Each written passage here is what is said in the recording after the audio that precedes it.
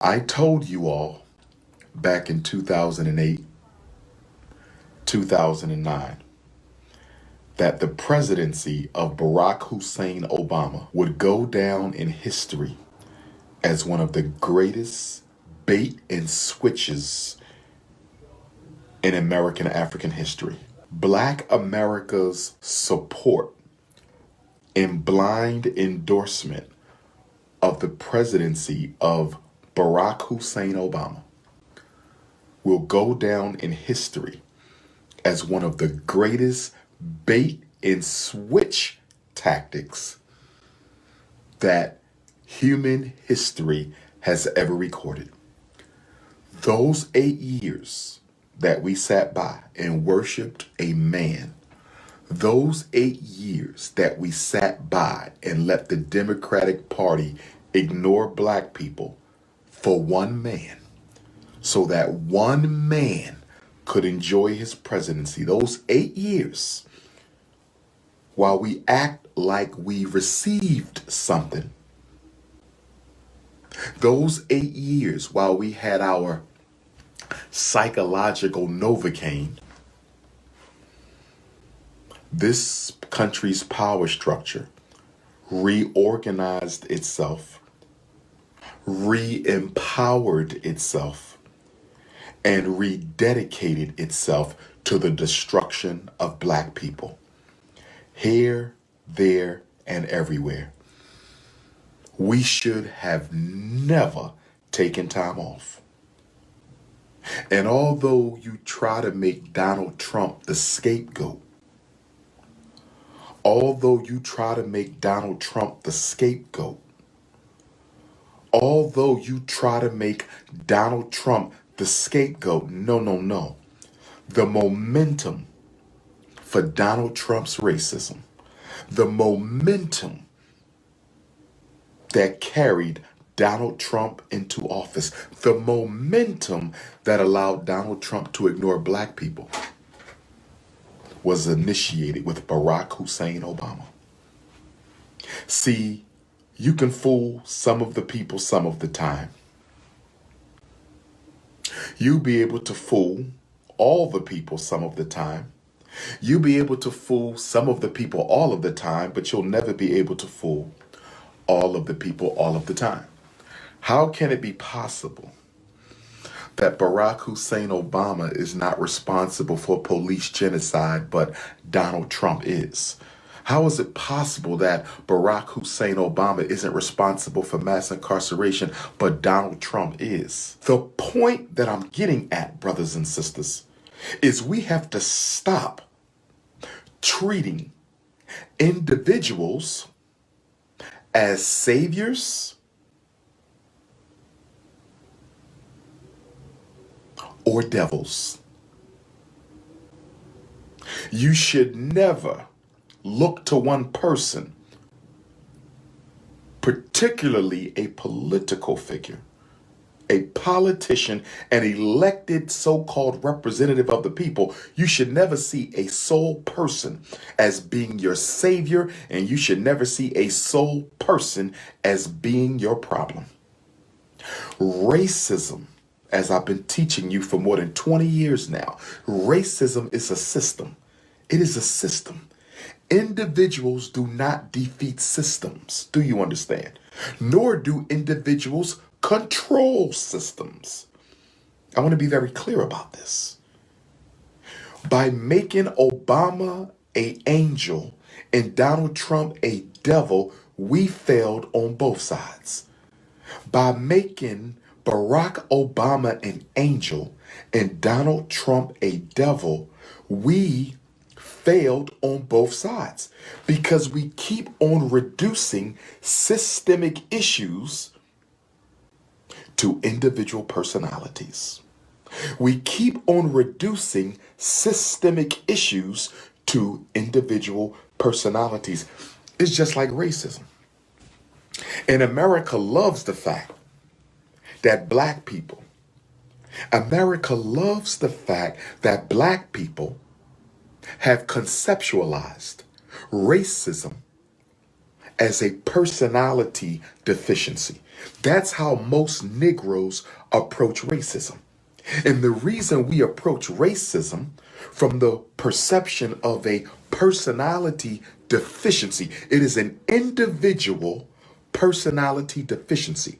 So if you see racism as an individual personality deficiency, you'll never solve it because you'll never come around to understanding the group nature of racism. It's no different than the political structure in America.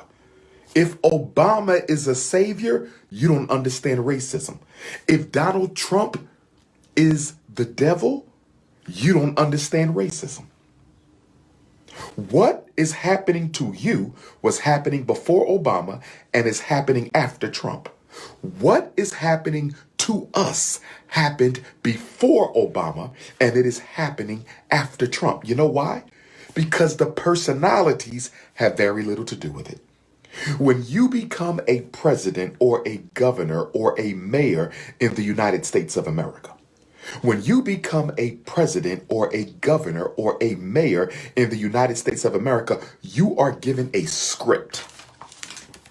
You are given a script that you follow. You're given a script.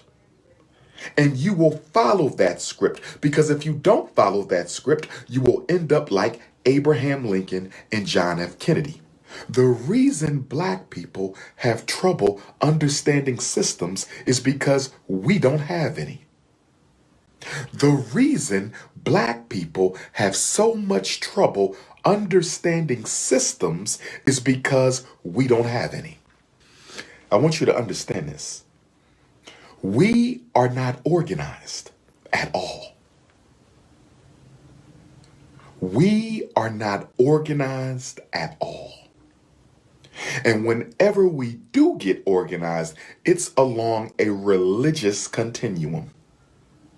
Or it is along a colorblind, multicultural continuum. Democratic gatekeepers in the ghetto. And you Democratic gatekeepers in the ghetto are some of the most politically uneducated Negroes I met in my life. I mean no disrespect. But please, Congressional Black Caucus, Democratic Party, can you please give your Democratic ghetto gatekeepers a political education? Because it is embarrassing the way you send people out here rallying black people to vote who don't even know the history of America, don't know the Constitution, don't know the Bill of Rights, don't know how the presidents are selected. They know almost nothing. Don't know the laws and acts that black people have gotten through the years. They don't know anything. I have yet to have a decent conversation with a Democratic Party ghetto gatekeeper.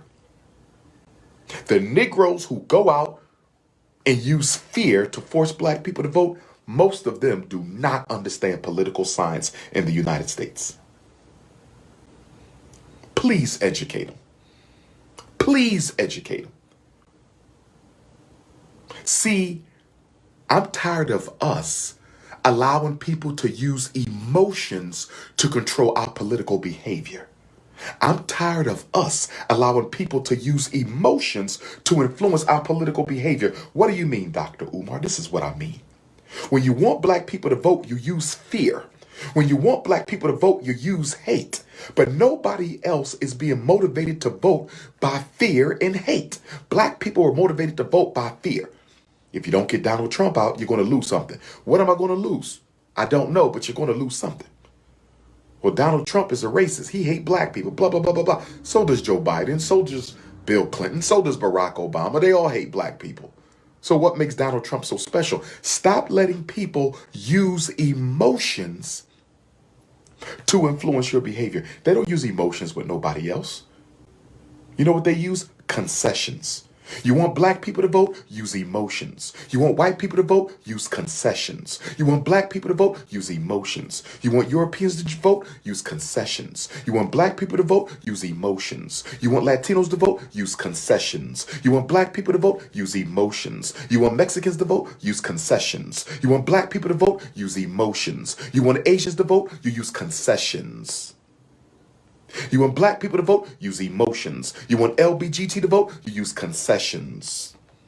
When are we going to wake up. We're the only people who are led around on a political leash based on emotions. They get you riled up, and by getting you riled up, they can get you to do anything they want you to do. Nobody else comes to political decisions that way except the American Negro. Everyone else is motivated to vote by a concession. Obama and Joe Biden is the greatest tag team championship I have ever seen in my life. Barack Hussein Obama and Joe Biden are the greatest tag team championship ever. They betted in Hulk Hogan and Randy Savage. They betted in Hawk and Animal with the Road Warriors. They betted in Junkyard Dog and Tito Santana. They betted in the British Bulldogs. They are the greatest tag team of all time. Barack Hussein and Joe Biden. Those two. And then if you add Bill Clinton, oh my God. Oh my God. Let's throw Hillbilly Bill up in there. Let's throw Wild Bill up in there. So you got a 3-man tag team championship. Wild Bill Clinton, Insane Obama, and Crazy Joe. Wild Bill Clinton, Insane Obama, and Crazy Joe. 3-man tag team. These 3 Democratic presidents. Don't talk to me about the Republicans because we already know what they are about. We already know what George Bush Sr. Jr. and Trump is about. We already know because they were honest. They were honest with the Negro. George Bush Sr., former CIA director, he never lied to you or promised you nothing. George Bush Jr., you saw what he did when Hurricane Katrina hit. When Hurricane Katrina hit, that devil act like Hurricane Katrina was a water leak. He treated Hurricane Katrina like a balloon that exploded, like a sink that had a leak in it. He showed no reaction or response whatsoever. Him and that damn Condoleezza Rice. Condoleezza Rice. You saw how they treated our brothers and sisters down in New Orleans and Mississippi and Alabama with that Hurricane Katrina. And you saw how he let the white folks steal all the FEMA money.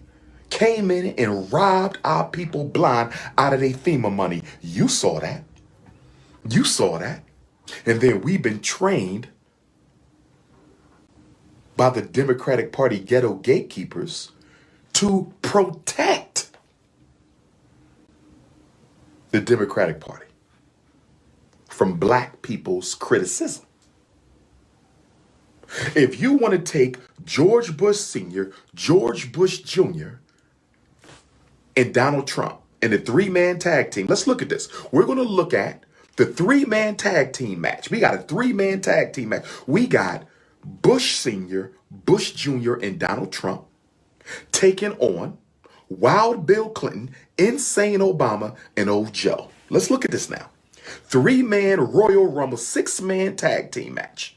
6-man, 3 and 3. It's the WWF Royal Rumble. Let's look at this now. Let's look at this.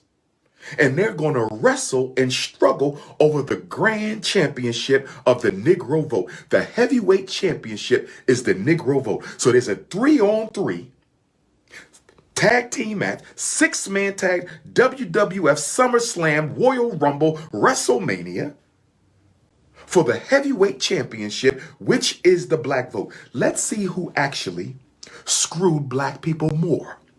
Let's see who actually screwed black people more. Let's see. So you got Daddy Bush. He sent record numbers of black men to go die in Desert Storm. Over 70% of the frontline ground troops were black men, and black men are less than 10% of the population. So how in the hell are we 70% of the frontline ground troops? Disposable life. Disposable life. Disposable life. He also had a hand in the CIA crack invasion of the black community because he was the CIA director right around that time. So Daddy Bush had a hand in the chemical warfare against the black community, and he had a hand in the disproportionality loss of life of black troops in Desert Storm. So that's Daddy Bush. And then we go to the son. Turned his back on our Hurricane Katrina victims, let the white folks rob all the FEMA money. Okay? Now let's go to Donald Trump. Sign Hispanic Prosperity Bill. Re-energize racist white America, poor white racists, re-energize them more than we've ever seen before. So that's what the Republican team got. Now let's look at the Democratic team, and I want you to tell me who crushed us worse. Who crushed us worse? Bill Clinton, 3 strikes and you out.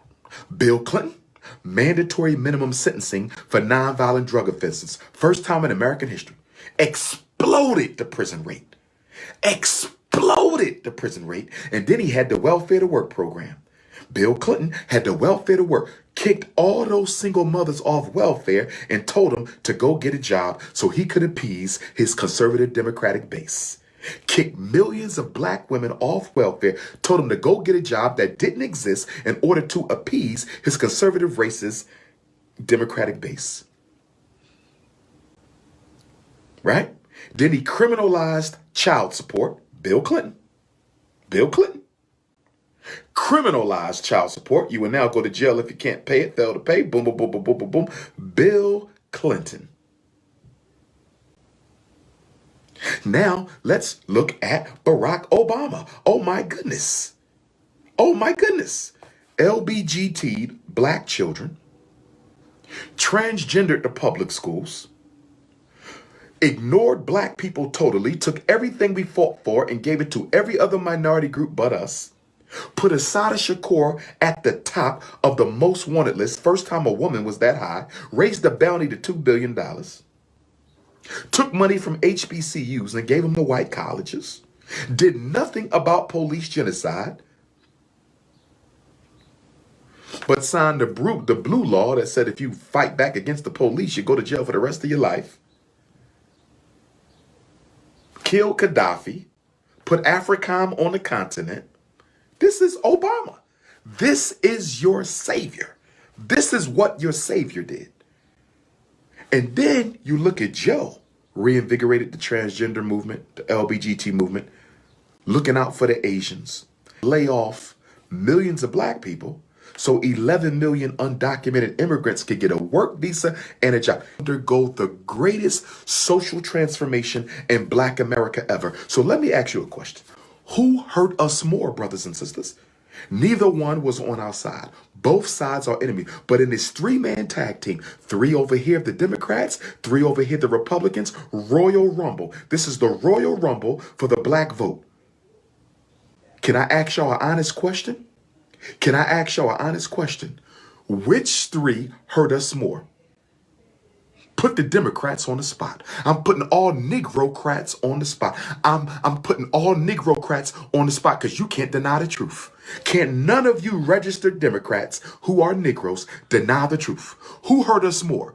Bill Clinton, Barack Obama, and Joe Biden, or Bush, and Trump? I'm going to ask you the question again. Who hurt black America more in the 21st century? Bill Clinton, Barack Obama, Joe Biden, or Bush, Trump? We all know the answer, don't we? We all know the answer, don't we? We all know the answer. The Democrats, the last 3 Democratic presidents destroyed black America more than the last 3 Republicans.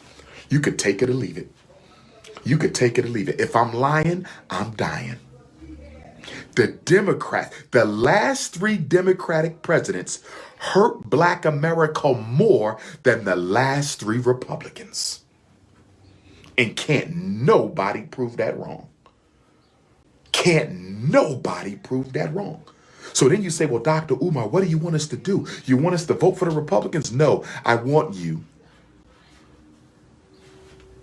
to register as an independent. Or even if you don't change your registration, you can stay registered for what you want. You want to stay registered as a Democrat so you can do the primaries? Go ahead. You want to stay registered as a Democrat so you can do the primaries? Go ahead. But when you vote, you must vote and think like an independent. The Black America should be its own party, not to run candidates for office unless we are the numerical majority in that particular jurisdiction. If we are the numerical majority in a certain jurisdiction, yes, I have no problem with a black person running and winning and serving in office over black people where we are the numerical majority. So when we are the numerical majority, by all means, we should run our own candidates. But when we are not the numerical majority, why are we running a candidate? Can somebody answer that question for me? Can somebody tell me, how do black people benefit when a black person runs for office in an area that is not predominantly black? Because if black people are running for an office in a city, state, town, jurisdiction that is not predominantly black, when they win, guess whose interest they're going to serve? When they win, guess whose interest they're going to serve? If I run for mayor of Philadelphia, and Philadelphia is mostly white, right? Whose interest am I going to serve after I win? It makes no sense for a black person to want to be the governor or the senator or the representative or the mayor for white people. It doesn't make any sense. And whenever, and do your research, if I'm wrong, prove it, whenever a black person wins office in an area that is predominantly white, and you can't prove this wrong in no city, at no state, at any time. Listen to me. Whenever a black person is elected to office in a jurisdiction that is predominantly white, the black people suffer. Show me where I'm wrong. Show me where I am wrong. You can't name a single black elected official, not a president, not a governor, not a mayor, not a state rep, not a state senator, not a U.S. rep, not a U.S. senator. You can't name me one who has ever been elected to office in a predominantly white area who actually made things better for black people. You can't name me one. You can't name me one. And that is why I'm telling you all. And that is why I'm telling you all, we need to form a national black political union. A national black political union where we debate it out. And we invite the candidates in. Black people only. Excuse me, President Biden, you're running for re-election. You have a meeting with Black America. You have a town hall meeting with Black America. We have questions for you. Kamala Harris, you're running to be president. You have a meeting with Black America. If you do not show, you automatically do not get these 46 million votes. If you do not show, you automatically do not get these 46 million votes. That's how we should operate. The fact that most black folks are either Democrats or Republicans speaks to how politically uneducated we are, speaks to how loyal to the white power structure we are, speaks to the illusion of inclusion. It speaks to the illusion of inclusion. Now, let me get away from this for a minute. Congratulations, 3-man tag team championship. Wild Bill Clinton, Insane Obama, Crazy Joe, you have effectively won the title and hereby proven that the last 3 Democratic presidents have destroyed Black America more, far more, worse more than the last 3 Republican presidents. But Negroes are still in love with the Democratic Party because the Democratic Party owns the black church, and the Democratic Party donates to the black church, and the Democratic Party stays going to the black church, and the Democratic Party knows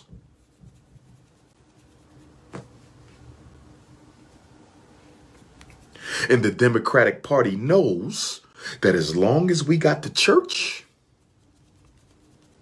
we got the coons. As long as we got the black church in our pocket, we will always own the black vote. So let me segue for a quick minute.